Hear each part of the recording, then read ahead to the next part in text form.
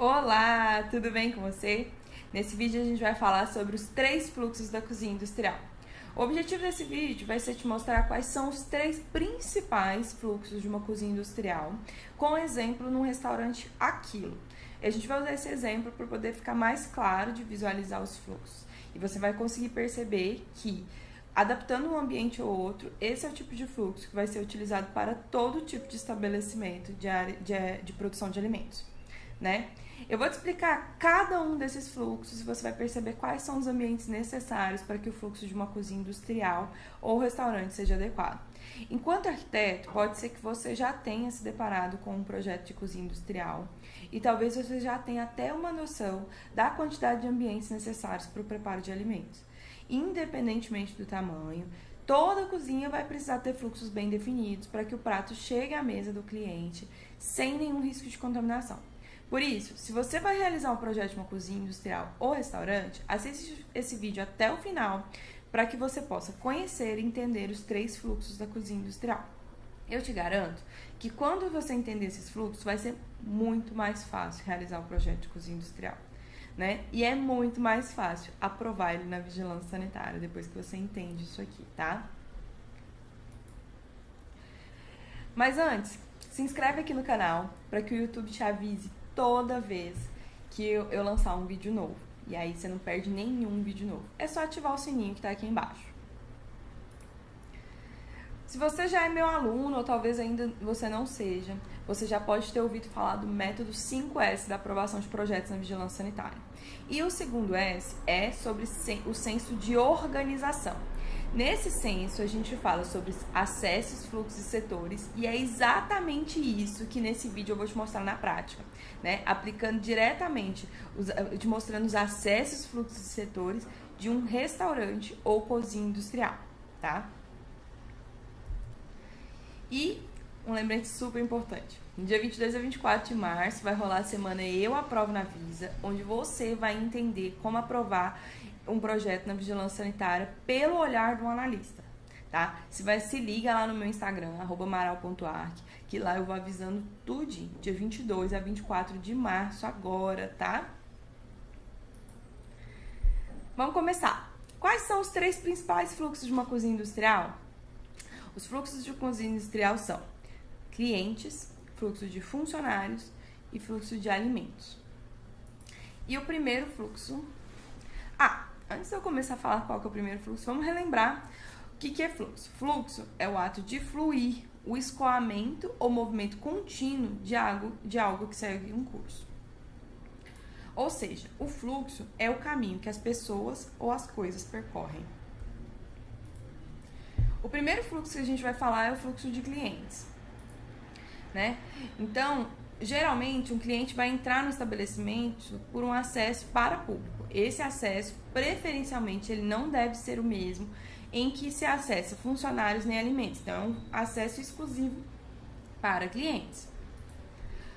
O objetivo, geralmente, do cliente é se servir, realizar sua alimentação, pagar e sair. Lembra que a gente está falando de um restaurante Aquilo? Então, os ambientes que o cliente acessa, a gente vai poder chamar assim de setor de refeições. O cliente, via de regra, ele não vai acessar outros ambientes além dos citados. É permitido sim que o cliente acesse a cozinha do estabelecimento, mas aí ele sairia do setor de refeições e iria para o setor de produção, né, o setor produtivo. Antes de servir, é ideal que ele lave as mãos, tá? E ele vai procurar ali aonde está sendo servidos os alimentos, uma mesa onde estão os pratos. Ele vai procurar essa mesa e vai seguir a linha para se servir. Pode ser que o buffet esteja em linha ou ele pode estar em ilhas, né? Isso não é regra. Ele pode estar da forma que tiver melhor designado ali, a arquitetura melhor fizer o fluxo. E aí o cliente vai se servir dos pratos quentes, pratos frios, sobremesas. Após ele se servir, ele vai pesar o prato dele, vai pegar os talheres e vai se sentar. Né? Após a refeição, o cliente pode ser que precise ir ao sanitário ou ele vai direto para o caixa para pagamento. Você consegue perceber que eu falei os caminhos e a gente foi falando de alguns ambientes? Deixa eu te lembrar. Ele acessou a porta direto para o salão. Nesse salão contemplou tanto as cadeiras e as mesas de refeição, quanto o local de exposição dos alimentos, né? Nesse salão vai ter uma área para lavatórios, né, de mãos, ele precisa lavar as mãos antes de fazer as refeições, uma área de buffet e self-service, o local de balança, a mesa de refeições, sanitários e caixas, né? O ideal é que a ordem desses ambientes esteja disposto nessa ordem, para que, por exemplo, o cliente que vai pagar a conta não chegue a atrapalhar um cliente que está se servindo. Esse é o caminho ideal do cliente, sem cruzamentos de fluxo. O segundo fluxo que a gente vai falar é do fluxo de funcionários. Os funcionários vão acessar o estabelecimento por um acesso exclusivo para funcionários. Em alguns casos, pode ser que ocorra desse acesso ser diferente, né, do de clientes, mas não diferente de alimentos. Isso é permitido, tá? Que o acesso de funcionários seja compartilhado com o de alimentos, desde que aconteça em horários diferentes. O setor de funcionários, ele vai ter aqueles ambientes necessários para a higiene e conforto dos funcionários. Lembra da NR24, quando a gente fala dela? É aqui que a gente vai aplicar esses ambientes. Ou seja, por onde que esse funcionário passa? Ele vai acessar o estabelecimento, ele vai precisar trocar de roupa, colocar o uniforme que ele vai utilizar para o trabalho, e ele ainda vai precisar ter um banheiro com vestiário para ele trocar essa roupa, né? E lembra, sempre que tem banheiro com vestiário separados por sexo. Então, a gente já tem esses ambientes aí. Esse banheiro com vestiário, ele não podem estar conectados à área de produção diretamente. Então, a porta dele não pode estar ligada ali na cozinha, tá? Mas, se for, por acaso, ser num local que passa por uma área descoberta, o acesso tem que ser coberto, tá? Após essa troca de roupa, ele vai guardar os pertences dele. Pode ser num armário, um escaninho. E esse armário, ele pode ficar dentro do vestiário ou não. Não é obrigatório ficar dentro nem fora, mas pode um ou outro. Ele vai entrar, então, para o seu posto de trabalho. Lembrando, nunca se pode acessar um ambiente passando por outro. Então, se o garçom precisa ir para a área de refeições, para o setor de refeições, ele não pode passar dentro de uma sala do setor produtivo. Ele tem que passar por uma circulação, tá? E ainda, se vamos pensar que o funcionário passe 8 horas de trabalho, ele pode precisar de um momento de descanso. Para isso, não é obrigatório, mas é recomendável, né, que você indique um ambiente para o descanso dos funcionários e até uma copa, que também não é obrigatório, mas é recomendável ter, né? É bom sempre lembrar que quando o funcionário vai iniciar as atividades dele ali na área produtiva, ele precisa lavar as mãos. Por isso, tem que ter um lavatório de mãos exclusivo para esse fim, em posição estratégica em cada área produtiva. Por último, a gente vai falar do fluxo de alimentos. O fluxo de alimentos se inicia como matéria-prima, vai passar pela produção e se tornar um produto acabado. E após o produto acabado ser consumido, a gente tem que considerar o retorno do material sujo, pratos e talheres e ainda os resíduos. Por essa razão, dentro da cozinha industrial é o fluxo mais complexo e é o que a gente vai precisar ter um pouco mais de atenção na hora de realizar o projeto. Por onde que acessa o alimento? Ele vai entrar ainda como matéria-prima, ele pode acessar no mesmo acesso de funcionários, né? No entanto, se for nesse mesmo acesso de funcionários, é em horário distinto, ou seja, pode ser um acesso exclusivo ou compartilhado com o de funcionários.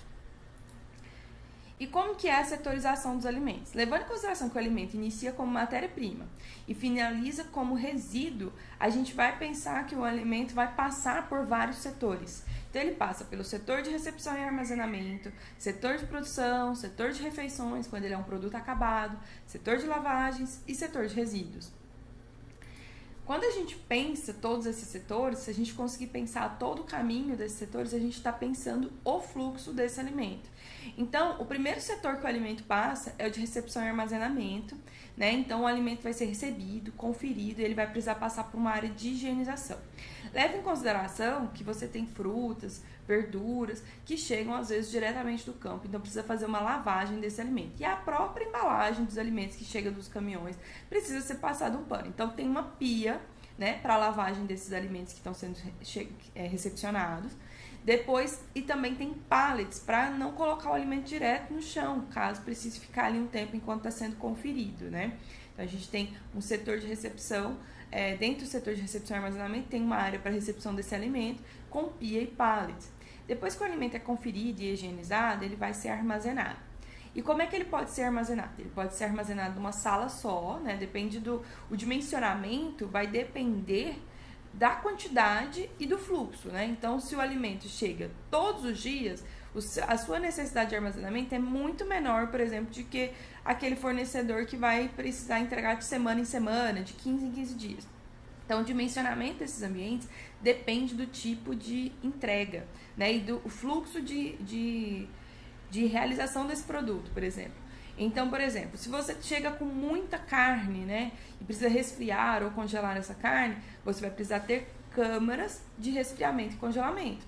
Mas se no caso não é muita, né, pouca, pode ser um freezer ou freezer com geladeira, né, geladeira com freezer para você armazenar. Vai depender dessa quantidade. E, por exemplo, se você tem um volume muito grande de estoque seco, vai precisar de uma sala específica. Ah, mas é um volume muito pequeno, pode ser que uma prateleira consiga resolver a sua questão, tá? De armazenamento. Então, depende muito do volume e do giro desses alimentos, né? Enquanto eles estão sendo produzidos. Depois de armazenado, o alimento vai para a área de produção. A produção é a cozinha propriamente dita. E os equipamentos vão definir muitos espaços, né? De acordo com o cardápio. Então, pode ser que a gente tenha fogão, fritadeira, fornos, pias de apoio ou vários outros equipamentos, vai depender do cardápio escolhido. Porque se você, por exemplo, é um restaurante vegetariano, você não vai ter preparo de carnes, por exemplo, né? Então, depende muito do cardápio, né? Uma coisa muito importante, a gente tem que considerar ali o lavatório de mãos, ali numa posição estratégica, que ele não é uma pia de apoio, tá? Ele é um lavatório de mãos, então ele é exclusivo para essa função. Outra questão importante são as áreas de preparo. Então, se a gente está falando do restaurante Aquilo, a gente vai ter pias de áreas de preparo separadas, por exemplo, para carnes e para vegetais, né? Para que não haja o risco de contaminação. Aí você pode argumentar assim, nossa, aqui é tão pequeno, não vai caber 2 pias com áreas de preparo específica. Pode ser, sim, de acordo com o procedimento, que elas usem o mesmo espaço, mas tem que ter um rigoroso processo de limpeza, higienização dessas pias e uma ordem específica para que não haja contaminação, tá? O ideal mesmo é que as pias sejam separadas, né, para preparo e que não haja essa contaminação aí da carne no vegetal ou vice-versa, né? Além dessas áreas que eu citei, dentro da área de produção vai ter ali uma bancada para preparo e finalização, né? Então, para montagem, vamos supor que vai colocar da panela para cuba, ou vai montar o prato quando não é um restaurante Aquilo, né? E ainda tem um guichê para saída desse alimento. Então, o alimento chega ao setor de refeições, que a gente já falou, pode estar disposto, o alimento vai estar, no caso do restaurante Aquilo, pode estar disposto em várias ilhas, pode estar disposto numa linha, como for mais adequado dentro do projeto e dentro do estabelecimento, tá? Outro setor, né? Depois que o alimento foi consumido, a gente precisa ter um setor para lavagem desses utensílios. Esse setor, ele vai ter ali, vai lá fazer a lavagem das panelas, a lavagem de utensílios utilizados na cozinha e a lavagem de pratos, talheres, copos ou até as cubas que foram ali expostos ao alimento. Então, ele tem que ter conexão direta com a cozinha, né, para poder pegar as panelas, e tem que ter conexão direta com o setor de refeições, tá? Ele tem que estar numa posição bem estratégica. Ele também tem que estar numa posição estratégica, levando em consideração o descarte de resíduos. A área de lavagem é a área de maior geradora de resíduos dentro de uma cozinha. Então, dali tem que ter uma saída mais fácil para a área de armazenamento de resíduos. Não precisa ser direto, conectado, tá? Mas é interessante que seja um caminho mais fácil. Depois a gente tem o setor de resíduos, onde o resíduo vai ser armazenado até o descarte total. Como é que é feito o dimensionamento desse resíduo, né? Se o armazenamento o recolhimento do lixo é diário, a gente tem que considerar que o armazenamento tem que considerar um dia de erro, por exemplo, de falha no serviço de recolhimento de lixo. Então, por exemplo, você tem diário, então você armazena lixo para 2 dias, você tem que ter espaço para armazenamento em 2 dias. Se ele é de 2 em 2 dias, você tem que ter armazenamento para lixo de 4 dias. E assim por diante. Por que isso? Você pode considerar que um dia o lixo pode falhar. E por isso esse dimensionamento tem que ser pensado dessa maneira. Outra coisa importante resíduo orgânico, né, que é o resíduo dos alimentos, ele pode gerar contaminação, né? Porque pode se proliferar muitas bactérias ali, muita coisa contaminante. Então é importante que você considere um ambiente refrigerado, que consiga manter uma temperatura que não crie proliferação de bactérias. Então, você considera aí um espaço que seja refrigerado. Pode ser freezer, pode ser geladeira, pode ser câmara, tem gente que usa ar-condicionado. Não tem, a forma que você acha é a forma mais adequada, desde que consiga fazer a limpeza, tudo de forma adequada. Então, a ideia aí é armazenar por tempo até 2 vezes o tempo de recolha, né? De recolher esse lixo definitivamente, e que ele mantenha uma temperatura que não prolifere mais bactérias, né? E contaminantes. Você percebeu que enquanto eu explicava os setores que o alimento passa, eu fui explicando os fluxos e depois os caminhos e ainda quais que eram os ambientes que a gente precisa se atentar na hora de projetar cozinhas? Por isso que quando a gente entende os acessos, setores e fluxos, fica muito mais fácil elaborar projeto arquitetônico de estabelecimento que são analisados pela vigilância sanitária. E eu posso te provar que projetos realizados, que tem um fluxo bem resolvido, eles aprovam muito mais facilmente na vigilância sanitária. Então, entenda bem o fluxo de todo estabelecimento que você realiza o projeto, tá? E, se você gostou desse vídeo, eu não posso deixar de pedir para você curtir, compartilhar, comentar aqui embaixo, deixe suas dúvidas aqui embaixo, né? E se inscreve no canal para ser avisado. Um beijo e até a próxima!